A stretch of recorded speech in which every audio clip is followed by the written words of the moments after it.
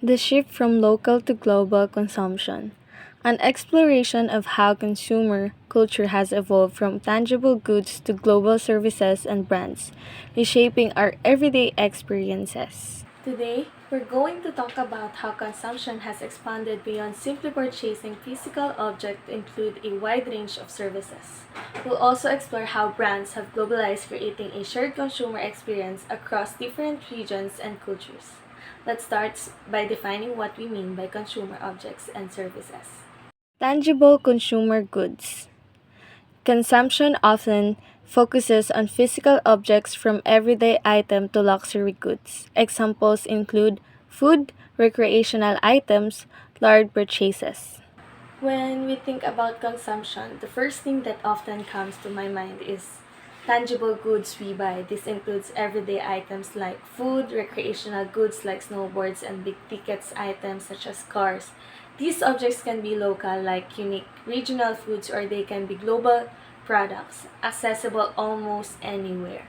This shift from local production to global availability has changed how we think about consumer objects.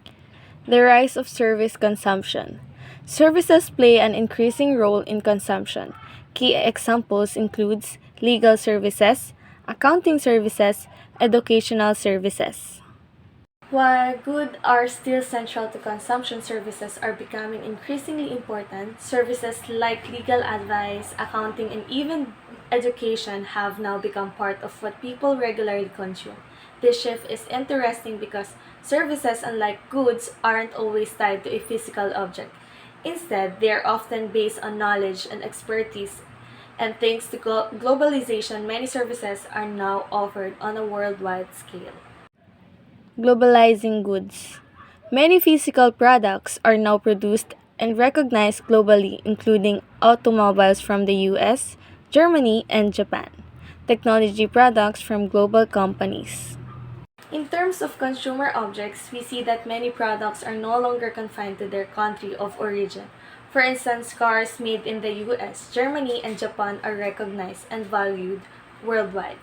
This global reach of product means that people in different parts of the world often have similar items in their daily lives, which contribute to our shared global culture.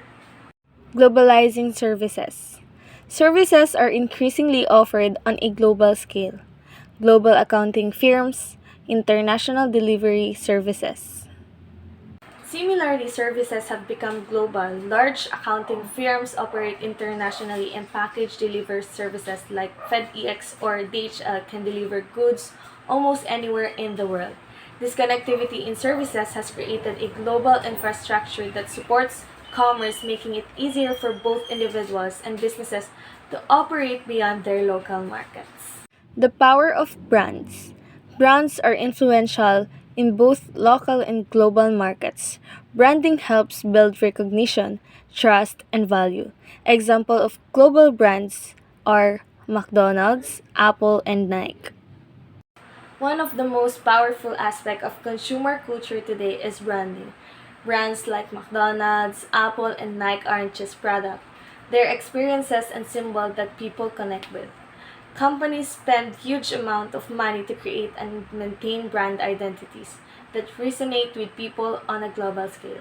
This brand recognition often leads to loyalty with consumers choosing brands they trust, regardless of where they are in the world. Brand globalization and cultural impact. Brands have become a universal language conveying values and culture. Noemi Klein insights from No Logo.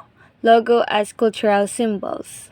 Noemi Klein in her book No Logo explains how brands are not just commercial entities but cultural symbols. Logos have become a kind of universal language recognized across borders. When you see the Nike swoosh or the Apple logo, you know that they stand for even if you don't speak the same language. This universal branding has significant effect on culture as brand can shape our values, preferences, and even our identities. Balancing local and global consumption. While globalization has expanded access, many consumer objects and services remain local, preserving cultural uniqueness. Even though globalization has brought many goods and services to an international audience, local consumption patterns still play an important role. Some products and services remain unique to certain cultures, preserving the distinctiveness of local traditions and practices. This balance between global and local consumption allows for a diverse market where people can enjoy both international brands and local brands. The evolving world of consumerism. The boundaries between local and global consumption continue to blur with technology driving new consumer experiences. The word consumption is constantly evolving. As technology continues to advance, the line between local and global consumption will likely continue to blur. With even more interconnected markets and accessible services, brands, and consumer services will continue to shape our lifestyle, but it's important to remain mindful of how these global influences impact local culture and individual identity. Consumer. Increasing number of people throughout the world are spending more and more time as consumer. Not long ago, it was very different as most people spend most of their time as producer. Not only do more people spend more time consuming, but they are increasingly more likely to define themselves by what they consume than by their roles as producer and worker. Furthermore, consumers are on the move throughout the world, often as tourists. Not only is tourism a form of consumption, but much tourism is undertaken in order to consume the goods and services on offer at other locales throughout the world. In consumer, it is about changing the role of Filipino worldwide, from being producer to primarily consumer. Unlike before, many people now define themselves by what they buy rather than what they make or do. There's also a mention of tourism as a form of consumption. With people traveling especially to experience unique goods and services from other cultures. This transformation points to the growing significance of consumer identity globally.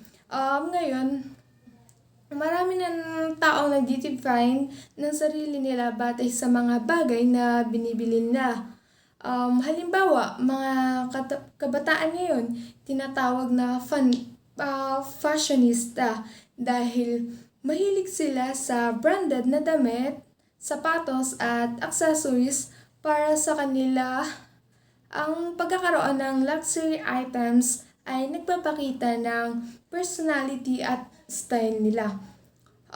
Dati, maraming tao ang tumututok sa pagtatrabaho bilang pangunahing aktibidad sa kanilang araw-araw. Um, Ngayon, may mga tao na mas pinahahalagahan ang pagpunta sa mga restaurant, mall, or online shopping site bilang bahagi ng kanilang pamumuhay. Halimbawa, sa isang empleyado ay maglalaan ng kanyang sahod upang makakain sa mga bagong restaurant o bumili ng bagong gadgets kesa sa maglaan ng oras para magtrabaho ng mas mahabang oras. Yun nga din, nabanggit din yun sa turista. Maraming turista ang naglalakbay, hindi lamang para makita ang tanawin kung hindi upang maranasan ang kultura ng mga produktong natatangi sa isang lugar. Halimbawa, ang isang Pilipino na pumunta sa South Korea upang maglaan ng oras o bumili ng mga products mula sa bansang iyon. Ang layunin ng paglalakbay ay hindi lamang upang maglibot kundi upang magkonsumo ng mga kakaibang produkto at serbisyo ng ibang bansa. Consumption processes. Increasing number of peoples know what is expected of them as consumer. They generally know what to do in the consumption process whenever they happen to be in the world. This includes knowing how to work their way through a shopping mall, use a credit card, or make a purchase online. Others have not yet encountered, let alone learn how to handle these processes, but many of them certainly will in the not too distant future.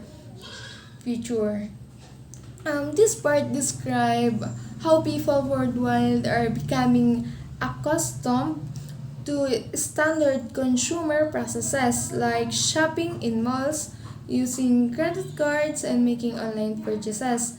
Um, some people is familiar in these activities, others are still learning. This standardization of consumer processes show how global consumer culture is becoming more uniform as people everywhere adopt similar shopping behavior.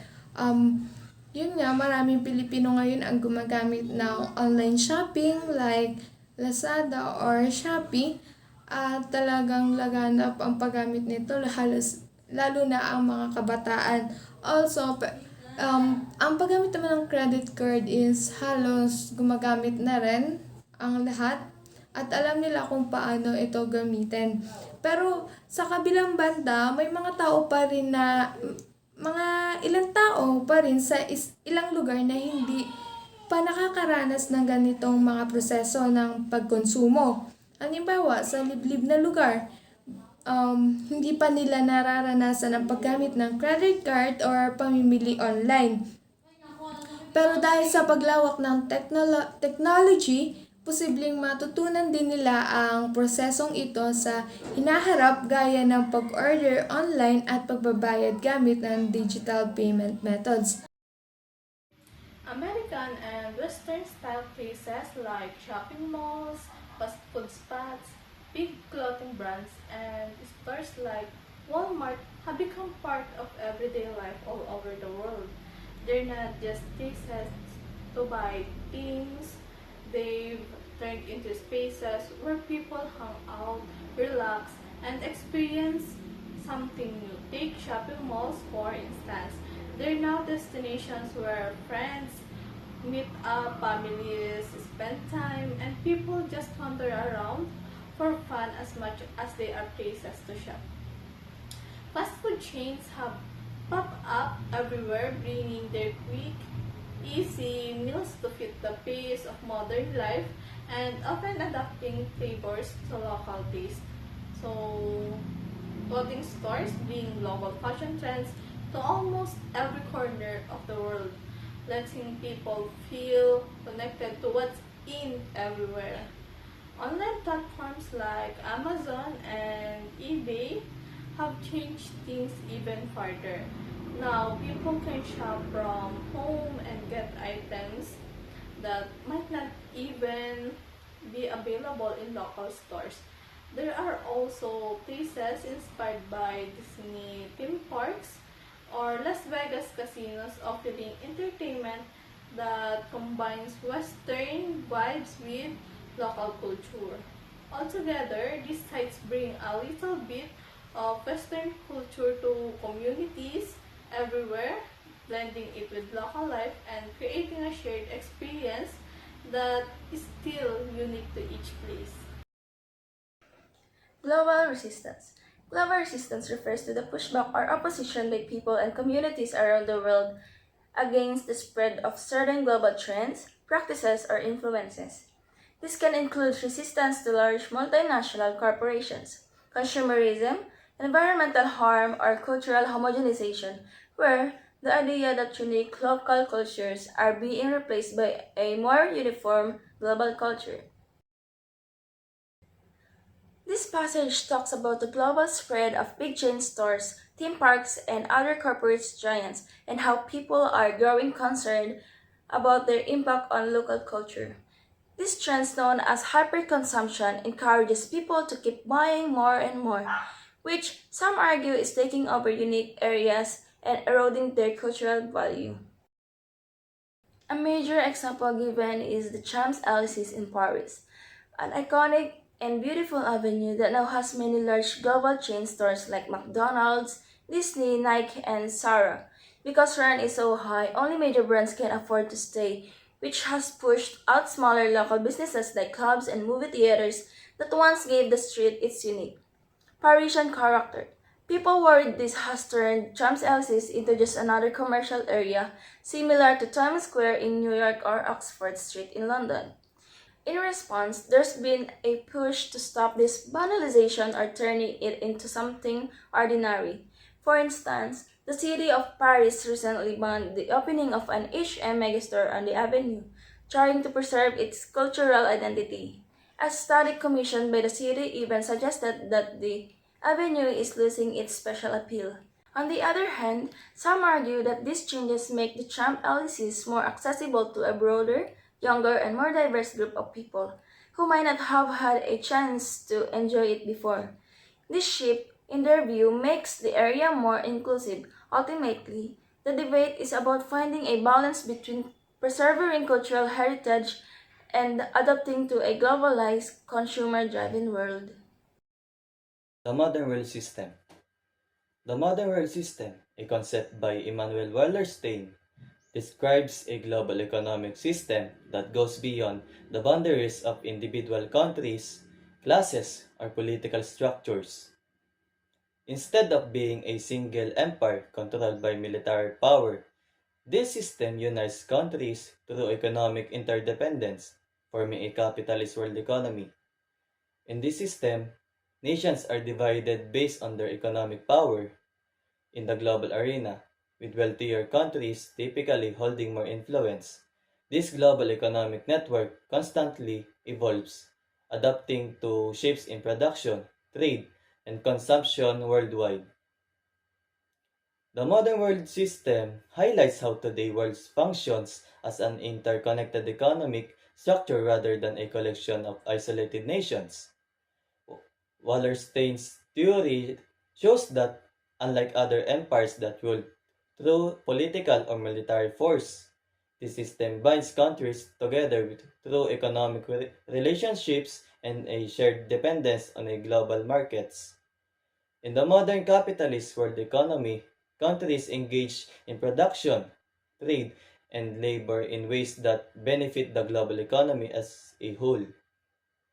This integration creates a hierarchy where wealthier, more industrialized nations often lead, while others are positioned in supporting roles within the global economy. It is essential that Wallerstein's concept that help us to understand the power dynamics in global economics, where economic strength often determines a country's influence on the world stage. Worldwide division of labor and the development of the modern world system. Not all countries or areas are equal in the modern world system according to Wallerstein. A three-level hierarchy is a remarkable feature of the modern capitalist world economy. The world is now divided into three categories and thereby creating the worldwide division of labor. They are the following: core, these areas that dominate the capitalist world economy and exploits the rest of the system. Example of these countries are US and Japan, where you can find all the known and big companies today. Number two is the periphery, these areas that provide raw materials to the core and are heavily exploited. An example of these countries are the African regions that holds the vast amount of natural resources. And the third one is the semi-periphery, a residual category that encompasses a set of regions somewhere between exploiting and the exploited. An example of this country is India. The international division of the exploitation is defined not by state borders but by the economic division of the world. There are three things necessary for the rise of the capitalist world economy. The first, geographical expansion. The era of exploration and colonization in the Europe created wider network of people and markets. It was incorporated with the crumbling feudal economy, slave trade, and availability of commodities for exchange to other countries. The worldwide division of labor was estimated to have begun in the 16th century as capitalism replaced statism as the major mode of domination. The different parts of the world came to specialize in specific functions. Different areas came to specialize in producing particular type of workers. For example, Africa that was source of slaves, Western and Southern Europe were home to the peasants, tenants, farmers, and Western Europe was dominated by wage workers, ruling classes, and skilled and supervisionary personnel. Core states development in the third factor. This meant involvement of the political sector and how various economic groups used state structures to protect and advance their interests.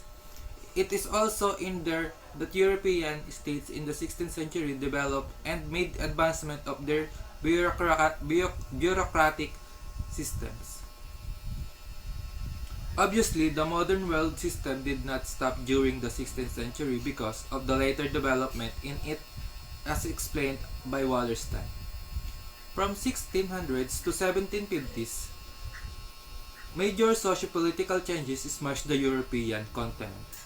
There was the decline of the Netherlands. England and France had a major conflict. Spain and Sweden gained power and progress. These events were intensified by the Industrial Revolution, French Revolution, and the independence of the European colonies in America during 1730s until the 1840s. During the 1750s to 1850s, India and China were incorporated into the periphery of world economy. They were once called the external zones. These are areas from which the capitalist world economy wanted good but which are able to resist the reciprocal importation of manufactured goods from the core nations. Today, North Korea is a good example of an external zone in the late 19th century and early 20th century. There was a quickened pace of incorporation. Wallerstein said that the entire globe, even once those regions that had never been part even of the external area, were pulled inside. The pressure of incorporation refers to the forces that draw countries into the global economic system. Wallerstein and the other scholars argue that this pressure doesn't stem from individual nations wanting to join the system, but from the world economy's internal need to expand. As the global market grows, countries are compelled to become part of it to survive economically. However, this creates a tension for countries as they need to balance their economic independence with the demands of the global economy that constantly pushes them toward integration. So the pressure of incorporation, it shows how countries are almost forced to join the global economy, even it means sacrificing some control over the economies. The capitalist world economy relies on constant expansion. In this pressure, it's felt by nations worldwide. Countries that don't align with global economic standards risk being left behind or isolated. Yet, joining the system requires nations to compromise their sovereignty as they must adapt to global economic forces which can affect their internal policies and economic stability. To navigate this, countries need to find a balance where they protect their own economies while also engaging with the global market. This balance is challenging as too much independence can lead to economic isolations, while too much integration can erode a nation's control over its own economy. The race to the bottom and upgrading in less developed economies. This is a common way to understand how countries grow economically, especially when they're trying to compete on a global scale. Let's define the race to the bottom.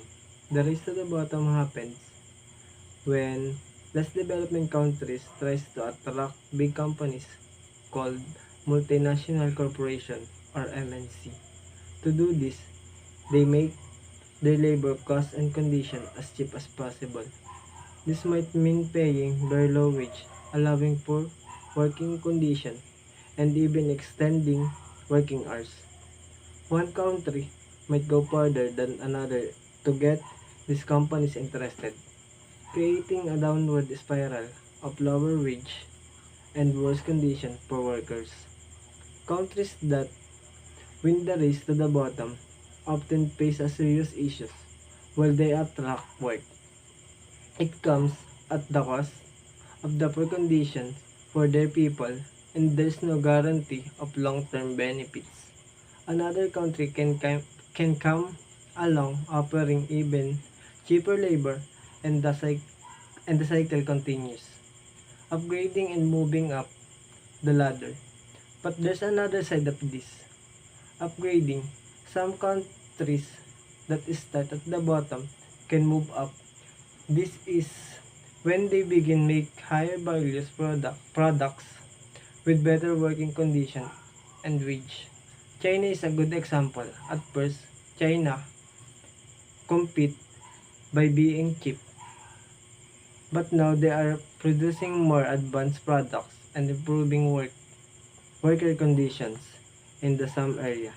There are four stages in upgrading. The first is assembly, starting with simple assembly work. The second is OEM, original equipment manufacturing, manufacturing parts for other brands. And the third is OBM, original brand manufacturing, making products under their own brand. And the fourth is ODM, original design manufacturing, designing and creating their own products. Each stage helps a country gain new skill and move up economically. A great example of this Mexico's maquiladoras or manufacturing plants. Initially, they were focused on a simple assembly with cheap labor, but over time, they progressed to more complex manufacturing and even research and development. Now, economist Revoli has an interesting view on this. They say that a country must go through the race to the bottom, eventually succeed and grow. They argues that this pace help ignite an economy, like flipping a switch to start development. However, they also acknowledge that activists in the global pressure have helped raise standards so that the bottom is not as low as it once was. But this view has been debated.